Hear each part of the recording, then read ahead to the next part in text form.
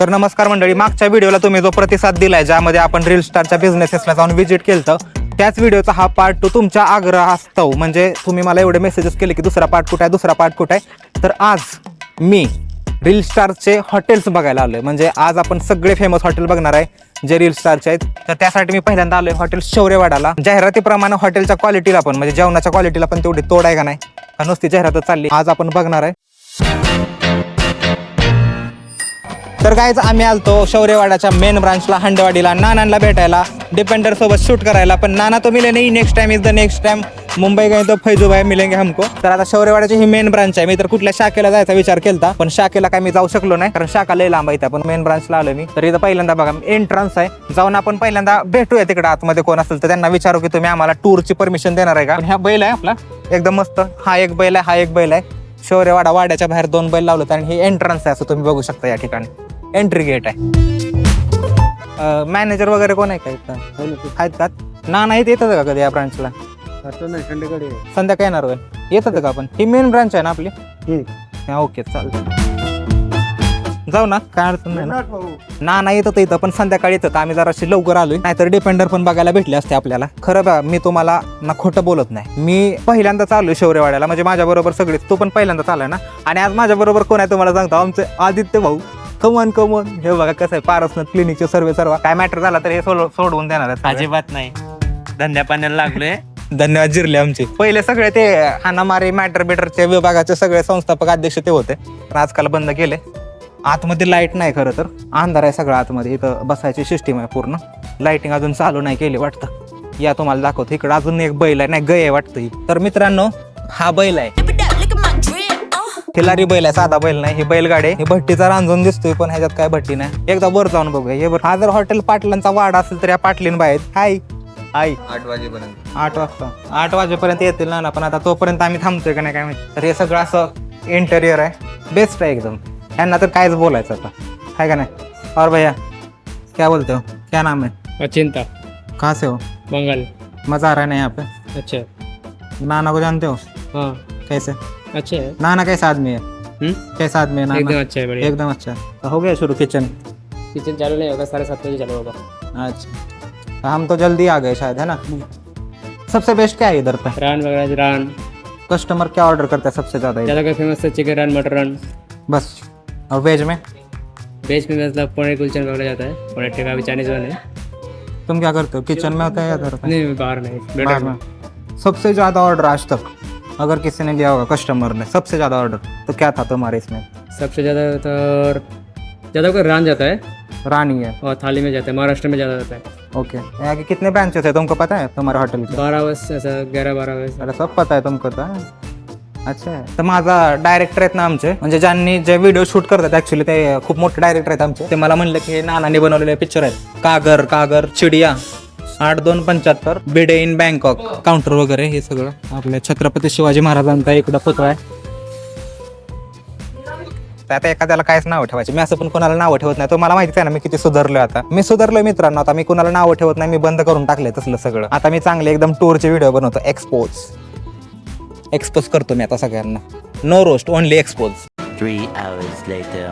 Can you move it along? I'm all out of time cards. तर मित्रांनो, मग kitchen चालू नव्हतं, हॉटेल चालू होतं पण किचन चालू नव्हतं. 7:30 वाजल्यानंतर चालू होणार त्यांनी सांगितलं. मी आलोय आता. पहिल्यांदा मी व्हेज मध्ये मागवले यांचे सगळ्यात फेमस, जे मला सांगितले वेटरने की शेवगा हंडी, ते टेस्ट करून बघूया. आणि मी चिकन रान पण मागवलंय, ते पण टेस्ट करूया. आणि दोन्हीतलं सगळ्यात भारी काय लागतं ते पण मी तुम्हाला सांगतो. मी ना शेवग्याची भाजी लय वेळा खाल्ली. हे जर खाण्याचा फील आहे ना, ही शेवग्याची ही भाजी जमीन आसमानचा फरक आहे. म्हणजे मी तुम्हाला असं म्हणू शकतो की शेवगाची चव जे आहे ना, ते अशी लागू शकते, ते असं पण बनवू शकते. मी पहिल्यांदाच बघितलंय, एक नंबर. ह्याच्यापेक्षा भारी मी आतापर्यंत खाल्लं ना शेवगा. आणि आता चिकन रान पण टेस्ट करूया, तो पण मी संपवतो आणि चिकन रान पण तुम्हाला दाखवतो.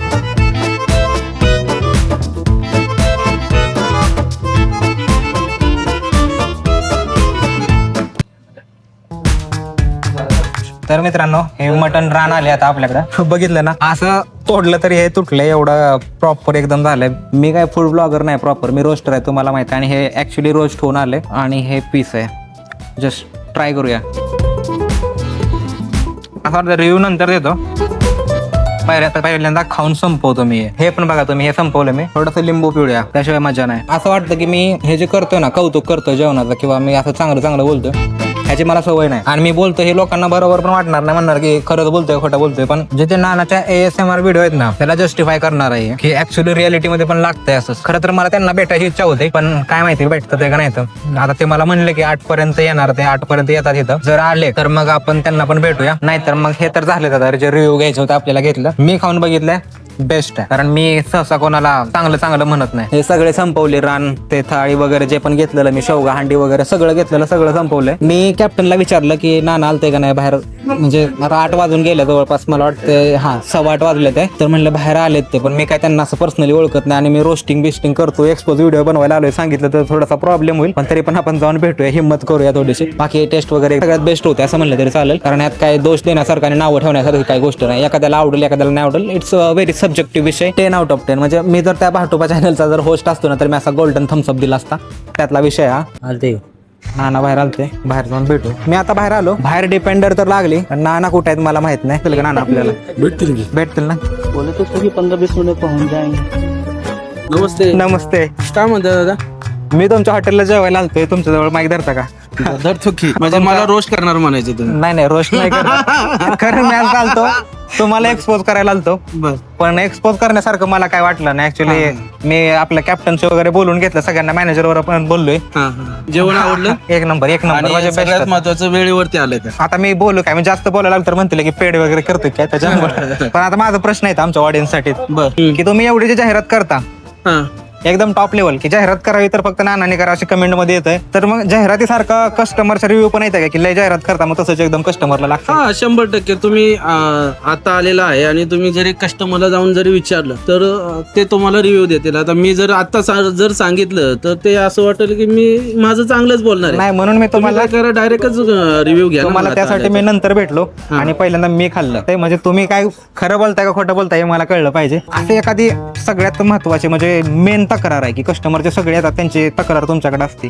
की ही तक्रार सारखीच येते अशी कुठली तक्रार आहे तक्रार तर फक्त आमचे सर्व्हिस लेट होण्याची असते म्हणजे सारखी बऱ्यापैकी ठीक आहे आम्ही प्रयत्न करतो पण असते की लेट येतं म्हणून पण त्यांचं कारण माहिती नसतं लोकांना की आज आपल्या इथं या शाखा किंवा बाकीच्या सर्व शाखेमध्ये आमची 300 लोकांची सिटिंग आहे ज्यावेळेस 300 लोक एकाच टायमिंगला बसतात आणि त्यांच्या वेगवेगळ्या मागण्या असतात त्या 300 लोकांच्या मागण्या पुरवायला आमच्याकडून कधीतरी होतो प्रॉब्लेम म्हणजे मी मान्य करतो की होतो कारण आम्ही माणसं आहे आणि माणसाकडून चुका होत्यात आम्ही प्रयत्न करतो 100% द्यायचं पण होतात आमच्याकडून चुका टेस्टच्या बाबतीत नाही फक्त सर्व्हिस थोडीफार मागे पुढे होते टेस्टला आम्ही कॉम्प्रोमाइज नाही करत एवढे टेस्ट जेवायला आलोय तर मग 2 मिनिटं मागे पुढे जातं काय फरक पडत नाही आणि अजून एक प्रश्न होता लोकांनी फॉर्च्युनर घेतली की त्याची उलटी पालती होतोपर्यंत धिरड गुळवणी आमच्या भाषेत म्हणते की त्या फॉर्च्युनरचं धिरड गुळवणी करते पण तुम्ही डिपेंडर घेतली पण मला कुठे ड्रिफ्ट मारताना दिसला नाही कसं काय नाही तर आपल्या स्वभावातच नाही आहे ना कारण